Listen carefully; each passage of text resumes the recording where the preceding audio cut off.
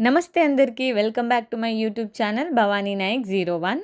వీడియోలోకి రాగానే జడ వేసుకుంటున్నాను, మళ్ళీ ఏదైనా హెయిర్ కేర్‌తో వచ్చాననుకుంటున్నారా?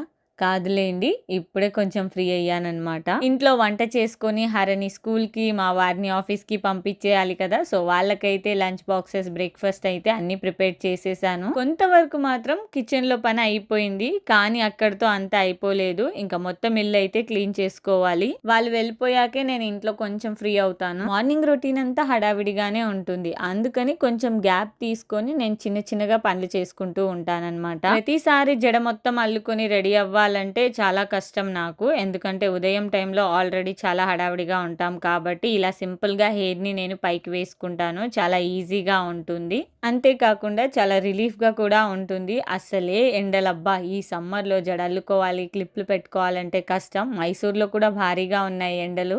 ఈరోజు పాసిబుల్ అయినంత వరకు మన ఈ డే రొటీన్ని నేను మీతో షేర్ చేస్తాను. సో, వీడియోనైతే చివరి వరకు చూడండి. ఫస్ట్ టైం మన ఛానల్ ఎవరైనా చూస్తూ ఉన్నట్టయితే సబ్స్క్రైబ్ చేసుకోండి అండ్ మర్చిపోకుండా గంట సింబల్‌ని కూడా ప్రెస్ చేయండి. రోజు ఇంటిని క్లీన్ చేస్తున్నా ఎంతో కొంత డస్ట్ మాత్రం నెక్స్ట్ డేకి వచ్చేస్తుంది. అందుకే ఈ స్టాండ్‌ని నేను క్లీన్ చేస్తున్నాను. ఈ స్టాండ్‌ని అండ్ ఈ చిన్న చిన్న ఆర్టిఫిషియల్ ఫ్లవర్ వాజెస్‌ని నేను ఆన్‌లైన్‌లో తీసుకున్నాను. తీసుకున్నప్పుడు ఇది చాలా యూజ్ అవుతుంది అనుకున్నాను, కానీ నిజానికి అసలు ఎక్కువగా యూజే అవ్వలేదు. నేను ఒక వస్తువుని బాగా అట్రాక్ట్ అయిపోయి ఏదో ఎక్స్పెక్ట్ చేసి తీసుకుంటాను, కానీ అవి నా ఎక్స్పెక్టేషన్స్ అస్సలు రీచ్ అవ్వవు. మీలో ఎంతమంది ఇలా స్విచ్ బోర్డులకి ప్లాస్టర్స్ వేస్తూ ఉంటారు? మేమైతే స్టిల్ యూజ్ చేస్తున్నాము. ఎందుకంటే హర వల్ల. హర చిన్నప్పుడు ఒకసారి ప్లగ్ లో ఫింగర్ పెట్టడానికి ట్రై చేసింది. ఇంకా అప్పటి నుంచి భయంతో ఇంట్లో ఉన్న అన్ని స్విచ్ బోర్డులకి ప్లాస్టర్ వేయడం స్టార్ట్ చేసాము. స్టిల్ ఇప్పటికీ అలాంటి పనులు చేస్తూ ఉంటుంది అనమాట. అందుకని అది కంటిన్యూ చేస్తున్నాము. తనకు అర్థమయ్యేంత వరకు అది కంటిన్యూ అవుతూనే ఉంటది. వ్లాగ్స్ అయితే నేను మార్నింగ్ టైంలో షూట్ చేస్తూ ఉంటాను, కానీ నేను ప్రమోషన్ కి సంబంధించిన వీడియోస్ అన్ని నైట్ టైమే షూట్ చేసుకుంటాను అనమాట.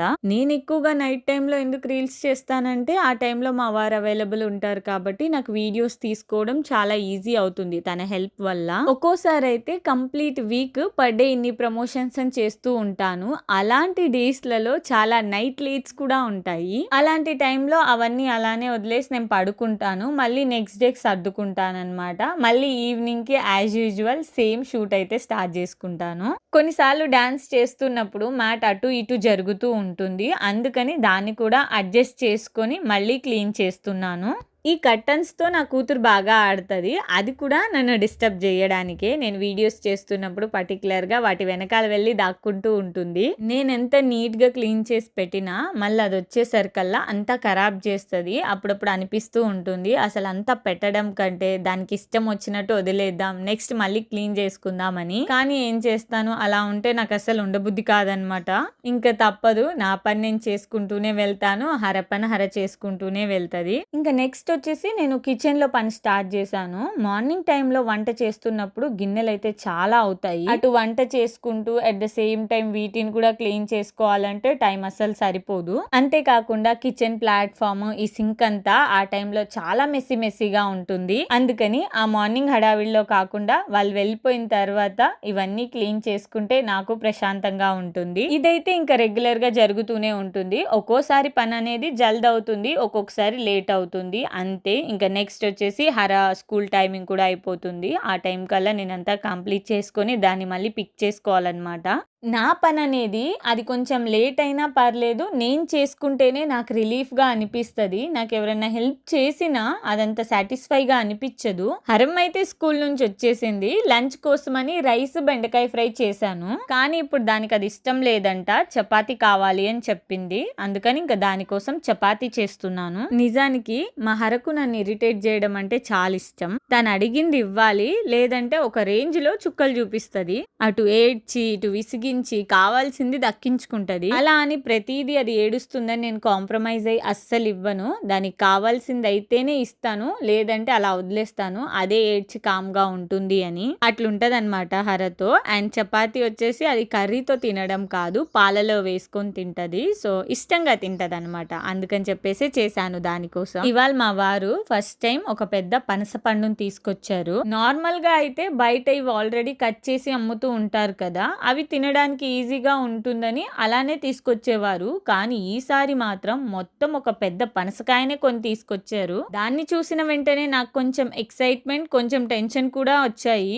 అయ్యో, ఇంత పెద్దదాన్ని ఎలా కట్ చేయాలి అనిపించింది. కానీ వెంటనే నేనే కట్ చేస్తాను అని ముందుకొచ్చాను. రీసెంట్లీ మేము ఒక పెద్ద కత్తిని తీసుకున్నాము, కానీ నాకు అది అప్పుడు తెలీదు. మా వారంట ముందే ప్లాన్ చేసుకొని దీనికోసమని పర్చేస్ చేశారంట. నిజం చెప్పాలంటే దీన్ని కట్ చేయడం అంత ఈజీ కాదు. నేను దీన్ని పనసకాయ అంటాను, మీరు పనస పండు లేదా జాక్ ఫ్రూట్ ఏదైనా అర్థం చేసుకోండి. దీనిలో ఉండే జిగురు చేతులకి కత్తికి అంటి పడుతుంది. కాబట్టి ముందుగా కాస్త ప్రిపరేషన్ చేసుకుందాము. ముందుగా ఈ కత్తికి కొద్దిగా నూనె అప్లై చేసుకున్నాను. అలా చేస్తే జిగురు ఎక్కువగా అంటకుండా ఉంటుంది. కట్ చేయడం కూడా చాలా ఈజీ అయిపోతుంది.